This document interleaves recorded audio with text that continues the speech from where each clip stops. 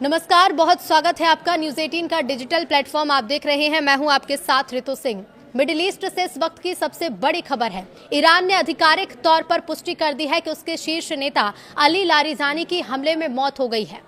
Reports के मुताबिक Larijani को इजरायली हमले में निशाना बनाया गया, जिससे वो मारे गए। इजरायल ने इस ऑपरेशन को अंजाम देकर सीधे तौर पर ईरान के सुरक्षित माने जाने वाले रिहायशी इलाकों को निशाना बनाया। लारिजानी की बेटी के घर के अंदर हुई इस हत्या ने ईरान की सुरक्षा व्यवस्था और खुफिया तंत्र पर कई सवाल खड़े कर दिए हैं। इजरायल अमेरिका के साथ जंग में ईरान को ये बड़ा झटका लगा है। इजरायल का वो दावा कंफर्म हो गया है जिसमें उसने कहा था कि ईरान के सिक्योरिटी चीफ अली लारिजानी मारे गए हैं। जी हां, ईरान के सुप्रीम नेशनल सिक्योरिटी काउंसिल ने मंगलवार को अपने प्रमुख अली लारिजानी की मौत की पुष्टि की है। इजरायल ने मंगलवार को यह दावा किया था कि उसने एक हवाई हमले में लारिजानी को मार गिराया है।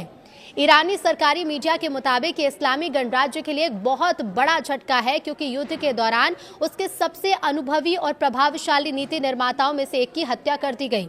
ईरान के सुप्रीम नेशनल सिक्योरिटी काउंसिल ने कहा कि शहीदों की पवित्र आत्माओं ने ईश्वर के नेक सेवक शहीद डॉक्टर अली लारिजानी की पवित्र आत्मा को गले लगा लिया।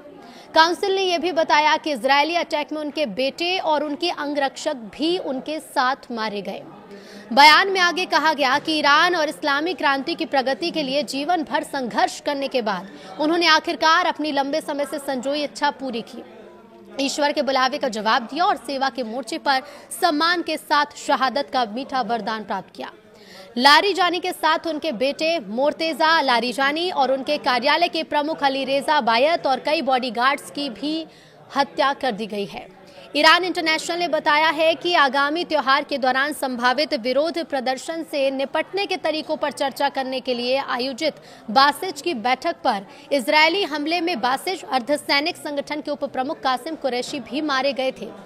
इजरायल के प्रधानमंत्री बेंजामिन नेतन्याहू ने टेलीविजन पर आकर खुद लारिजानी की मौत की घोषणा की। उन्होंने कहा कि उनकी मौत ईरानी जनता को अपने धार्मिक शासकों के खिलाफ उठने और उन्हें हटाने का मौका दे सकती है। हालांकि भविष्य में ऐसा विद्रोह होने की संभावना कम है, लेकिन विशेषज्ञों का मानना है कि लारिजानी इस्लामी गणराज्य के अस्तित्व की लड़ाई में एक प्रमुख व्यक्ति और पूर्व सर्वोच्च नेता अली खामेनेई के दाहिने हाथ थे।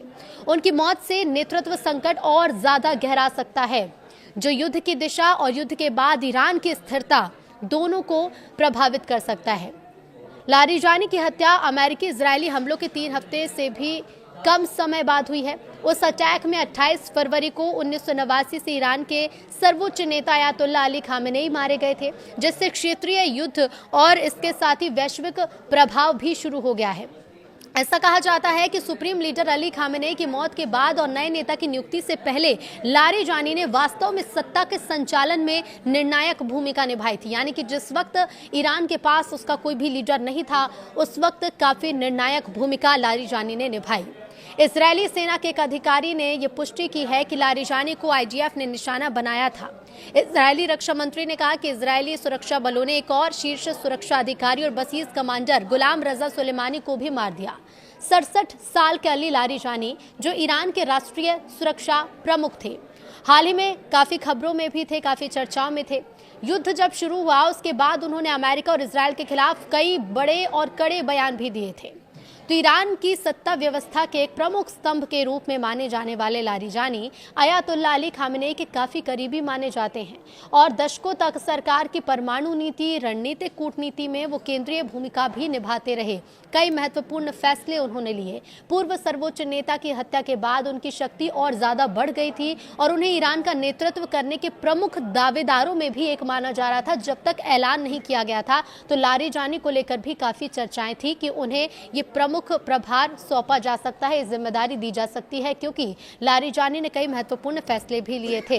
लेकिन आखिरकार मुस्तफा खामेनेई को उनके मारे गए पिता के स्थान पर नियुक्त किया गया। जून 2025 में इजरायल और अमेरिका के साथ ईरान के युद्ध के बाद अली लारिजानी को ईरान की सर्वोच्च सुरक्षा संस्था सर्वोच्च राष्ट्रीय सुरक्षा परिषद का प्रमुख नियुक्त किया गया, जहां उन्होंने रक्षा रणनीतियों का समन्वय किया और परमाणु नीति की देखरेख भी की। बाद में वो कूटनीति में भी काफी एक्टिव हुए और खाड़ी देशों की यात्रा कर ईरान की बातचीत का नेतृत्व भी उन्होंने किया था।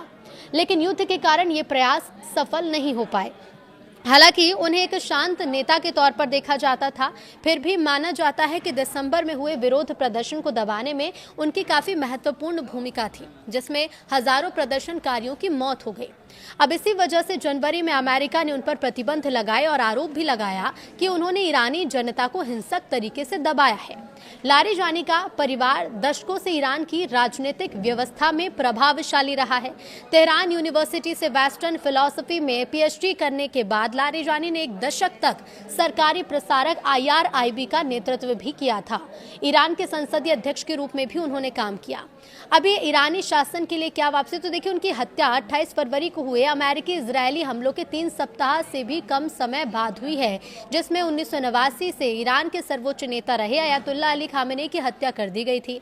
वैश्विक परिणामों वाला एक क्षेत्रीय युद्ध उसके बाद छिड़ गया और तब से ही लगातार ईरान, इजरायल, अमेरिका के बीच ये जो हमले की प्रक्रिया है ये चल रही है, ये युद्ध लगातार चल रहा है। अब ये जो घटना है यानी कि लारिजानी की मौत, ये घटना ईरान की सरकार के लिए एक बहुत बड़ा झटका मानी जा रही है। ये हमला उस घटना के 3 हफ्ते से भी कम समय बाद हुआ जब 28 फरवरी को अमेरिका और इजरायल के हमलों में ईरान के सर्वोच्च नेता रहे अयातुल्ला अली खामेनेई की हत्या कर दी गई। खामेनेई 1989 से ईरान के सर्वोच्च नेता थे और उनकी मौत के बाद से पूरे क्षेत्र में युद्ध भड़क गया, जिसका असर दुनिया भर में भी देखा जा रहा है। इजरायल के प्रधानमंत्री बेंजामिन नेतन्याहू ने खुद टेलीविजन पर आकर लारिजानी की मौत की घोषणा की। उन्होंने कहा कि उनके पतन से ईरानी जनता को विद्रोह करने और अपने धार्मिक शासकों को उखाड़ फेंकने का अवसर मिल सकता है। हालांकि निकट भविष्य में ऐसा विद्रोह होने की संभावना काफ़ी कम है, लेकिन विशेषज्ञ यही मानते हैं कि लारिजानी इस्लामी गणराज्य के अस्तित्व की लड़ाई में एक महत्वपूर्ण भूमिका निभा रहे थे और ऐसे में लारिजानी की मौत ईरान के लिए एक बड़ा झटका ज़रूर है, क्योंकि काफ़ी महत्वपूर्ण थे वो इस लड़ाई में। सर्वोच्च नेता अली खामेनेई के दाहिने हाथ भी थे। उनकी मृत्यु से नेतृत्व संकट तो और गहराएगा ही और युद्ध की दिशा पर भी इसका असर देखने को मिल सकता है। युद्ध के बाद ईरान की स्थिरता दोनों को ये प्रभावित कर सकता है। अपनी मौत से 1 हफ्ते पहले ही लारिजानी ने अमेरिकी राष्ट्रपति डोनाल्ड ट्रंप की चेतावनी के जवाब में उन्हें भी बड़ी धमकी दी थी। लारिजानी ने कहा था कि ईरान जैसा बलिदानी राष्ट्र आपकी खोखली धमकियों से नहीं डरता। आपसे बड़े लोग भी ईरान को खत्म नहीं कर सकते, सावधान रहें, कहीं आप खुद ही खत्म ना हो जाएं। अपनी मौत से 1 हफ्ते पहले ही लारिजानी ने अमेरिकी राष्ट्रपति डोनाल्ड ट्रंप की चेतावनी के जवाब में यही धमकी दी थी। साफ कहा था कि ईरान जैसा ये राष्ट्र आपकी खोखली धमकियों से नहीं डरता है, आपसे बड़े लोग भी ईरान को खत्म नहीं कर सकते हैं, आप सावधान रहें। तो देखिए ये चेतावनी का जवाब लारिजानी ने दिया था और ऐसे में लारिजानी की मौत एक बड़ा झटका ईरान के लिए साबित हो सकता है। अयातुल्ला अली खामेनेई की हत्या के बाद सभी बड़े फैसले जो हैं वो लारिजानी ही ले रहे थे, क्योंकि ईरान के नए सुप्रीम लीडर फिलहाल घायल हैं। लारिजानी को ईरान अयातुल्ला अली खामेनेई का करीबी भी माना जाता था। 2025 जून में लारिजानी को खामेनेई ने सर्वोच्च सुरक्षा परिषद सचिव भी नियुक्त किया था। ऐसे में हाल ही में अमेरिकी सेंटकॉम कमांड ने लारिजानी को हिटलिस्ट में शामिल भी किया था और अमेरिका ने लारिजानी के बारे में जानकारी देने वाले किसी भी शख्स को इनाम देने की घोषणा भी की थी।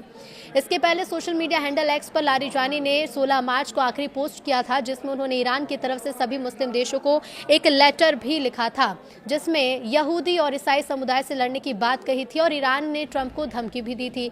लारिजानी ईरान में राष्ट्रपति का भी चुनाव लड़ चुके हैं, हालांकि उन्हें जीत नहीं मिली, लेकिन ईरान में लारिजानी की गिनती कट्टरपंथी नेताओं में होती है। तो 28 फरवरी को ईरान पर इजरायल और अमेरिका ने पहली बार हमला किया और तब से अब तक ईरान के supreme leader Ayatollah Ali Khamenei समेत 40 टॉप कमांडर की हत्या हो चुकी है। अमेरिका और इजरायल बड़े नेताओं को टारगेट किलिंग प्लान के तहत मार रहे हैं। हालांकि ईरान ने 4 उत्तराधिकारी का फॉर्मूला लागू कर रखा है और इसके तहत किसी भी पद पर बैठे शख्स की अगर हत्या होती है तो तुरंत उनके उत्तराधिकारी का ऐलान हो सकता है। ऐसे में नाम तैयार कर लिए गए हैं। 28 फरवरी को शुरुआत हुई, अमेरिका और इजरायल ने ईरान पर बड़े हमले शुरू किए। अगले दिन ये खबर आई कि सुप्रीम लीडर अली खामेनेई मारे गए। उसके बाद अली लारिजानी ने सुप्रीम नेशनल सिक्योरिटी काउंसिल के सेक्रेटरी के तौर पर कमान संभाली और अब उन पर भी हमला कर उनकी हत्या कर दी गई, उनकी मौत हो चुकी है और अब देखना होगा कि इसके बाद अब ईरान क्या कदम उठाएगा।